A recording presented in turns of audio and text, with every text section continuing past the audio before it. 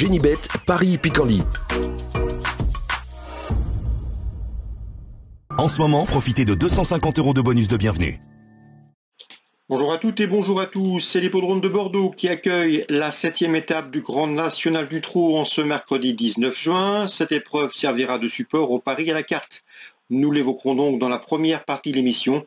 Et sachez que dans la deuxième partie de ce programme, j'aurai des coups de cœur et des informations à vous transmettre puisque j'ai pu m'entretenir avec bon nombre de professionnels étant de la partie en ce mercredi 19 juin. N'hésitez pas non plus à partager ce programme et à le liker, et ce, via nos différents réseaux sociaux, vous en avez désormais l'habitude. Concernant donc cette étape du GNT, je ferai confiance au numéro 13, Y de Ceylan. Nous vous l'avions fortement recommandé en dernier lieu. Lorsque le cheval a remporté une étape de ce même GNT, c'était à Laval en début de mois.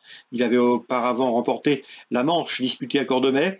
Il est actuellement deuxième au classement général provisoire et pourrait bien s'emparer de la tunique jaune de leader à l'issue de cette nouvelle manche en terre bordelaise. Numéro 13, Y de Ceylan.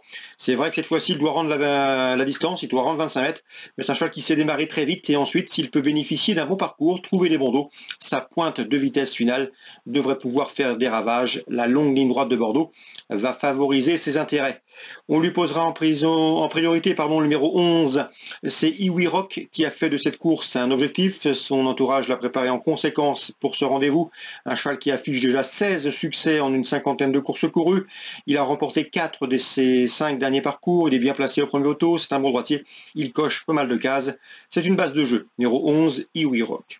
Le numéro 7 dans cette épreuve, que j'aime beaucoup également, c'est Udo Duruel, qui vaut mieux que ne l'indique son dernier classement brut à Vincennes. Auparavant, il avait collectionné les bons résultats. Il avait remporté notamment un Quintet Plus au mois de février à Vincennes.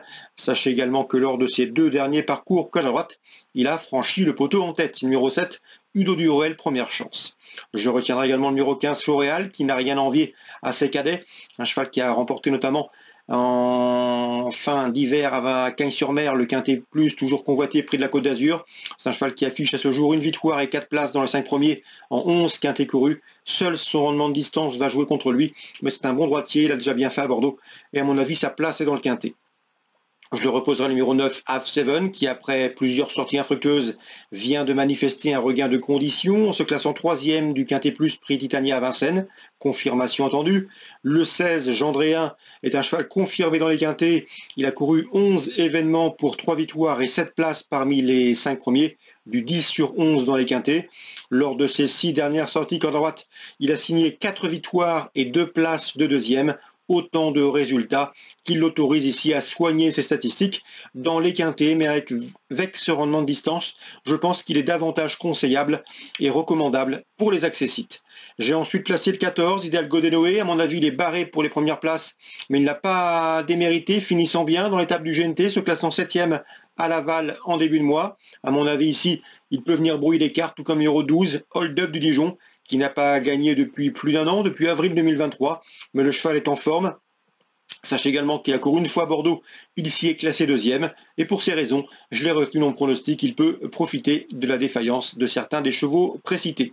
En cas de non partant, attention numéro 8, Filou de Chardet. Résumé chiffré, 13, 11, 7 et 15, devant le 9, devant le 16, le 14 et le 12, je répète, 13, 11, 7, 15, 9, 16, 14 et 12. En cas de non partant, le 8, Filou de Chardet. On se retrouve pour les coups de cœur. En ce moment, profitez de 250 € de bonus de bienvenue. Voici désormais mes informations et conseils de jeu pour ce programme du mercredi 19 juin. On va commencer par Bordeaux, qui accueille la réunion principale, une réunion avec des trotteurs en piste. Concernant la première, sachez que James Le Bouteiller se déplace avec des ambitions dans le sud-ouest, avec le numéro 8, Keep Dreaming, un cheval qui progresse constamment, un cheval ménager, préservé, qui compte 3 podiums en autant de courses courues cette année, dont une victoire. Il sera plaqué les antérieurs, déféré les postérieurs. Je vous le répète, James Le Bouteiller se déplace avec des ambitions. Il faut également reprendre dans cette course numéro 6, Skin On Me, Un cheval annoncé en retard de gain par son mentor Christophe Jariel, un cheval estimé. Le cheval a parfaitement les moyens de se mettre en évidence. Ces deux chevaux, à mon avis, constituent des rivaux sérieux pour le numéro 10, Costello de Loup, au mieux et pieds nus. Et pour également le numéro 12, Cador du Rabutin, qui vaut largement à l'autre de ce genre, un cheval assez massif, assez costaud, qui va très bien vieillir. D'ailleurs, j'ai pu discuter avec son propriétaire, Thierry Collot, qui a placé ce cheval chez Jean-Philippe Monclin, un cheval de qualité, cheval estimé, qui devrait rapidement garnir son compte en banque. Donc en résumé, dans la première, les infos 6, 8 et 12, des infos recueillies auprès de leurs professionnels et de leurs entraîneurs respectifs ou propriétaires. Le numéro 10, Costello de Loup, peut les accompagner. Dans la cinquième, le 510, Ilek des Bosques revient encore à droite, et à mon avis, il peut reprendre le cours de ses succès. Je lui associerai le numéro 6, Hommage Ludois, qui reste sur 4 places de deuxième consécutif, qui est bien placé au premier poteau. Et le numéro 8 également, Hermès Angel, lauréat de sa dernière sortie autre montée. 510, 508, 506.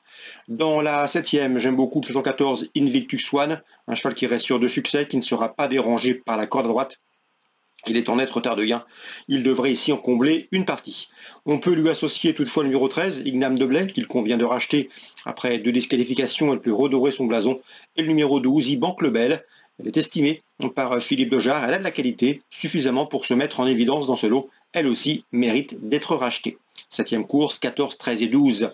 Dans la 8e, j'ai pu discuter avec Jonathan Quoc, qui effectuera un long déplacement dans le sud-ouest, lui qui est basé dans le centre-est, avec le 801 Easterman, qui vient de très bien courir dernièrement. Il était ferré ce jour-là, il a pris une bonne 4e place. Le cheval sera ici pieds nus, sa préparation s'est très bien déroulée. Son mentor a préféré cette course bordelaise plutôt qu'une course samedi à Vincennes dans un groupe 3. Le cheval est très bien, il sait débouler, l'autostart ne le dérange pas. Et dans ce lot, c'est une toute première chance. Jonathan Quoc est confiant. 801, c'est Easterman. On lui associera à mon avis numéro 4, Marion Foutibombe, qui vient de prouver sa forme en s'imposant corde à droite sur la piste de Nancy. 801-804. Concernant Chartres, maintenant, réunion 4. Dans la première, le 108 Igor Duparc qui reste sur de succès, mérite crédit, il sera pieds nus. Mais attention dans cette épreuve à cheval qui va débuter dans l'hexagone, c'est le numéro 7, Amorceur Loralo, qui fait l'objet de bruits favorables. Un cheval qui dépend vraiment tiré du Val d'Estaing. Et à mon avis, dans ce lot, il pourrait bien frapper fort d'entrée de jeu. Le 108 et le 107. Concernant Pavel Tamsin qui présente le 409 Chronos du Goutier, il en escompte une confirmation. Son cheval vient de s'imposer corde à droite à Amiens. Confirmation attendue. Je lui poserai toutefois dans cette épreuve numéro 12. C'est Kyria de Castel qui reste sur de succès. 409, 412. Et enfin, dans la 6e, eh bien, sachez que Guillaume Marin présente le numéro 8, c'est dans cette épreuve Lucky Lumac. Il nous a indiqué dernièrement que c'est un cheval à suivre qui avait des gains à prendre au cours des mois prochains et des semaines à venir. Donc dans ce lot, je pense capable de terminer sur le podium, même si dans cette épreuve numéro 6, Linaro s'annonce comme un sérieux rival. Voilà donc pour les différentes infos de ce mercredi. Sachez que vous pouvez retrouver des interviews gratuitement sur canalturf.com. Sachez aussi que vous pouvez liker ce programme s'il vous a donné satisfaction. Nous, on se retrouve désormais demain pour un nouveau programme. Génibet, Paris Picorly. En ce moment, profitez de 250 € de bonus de bienvenue.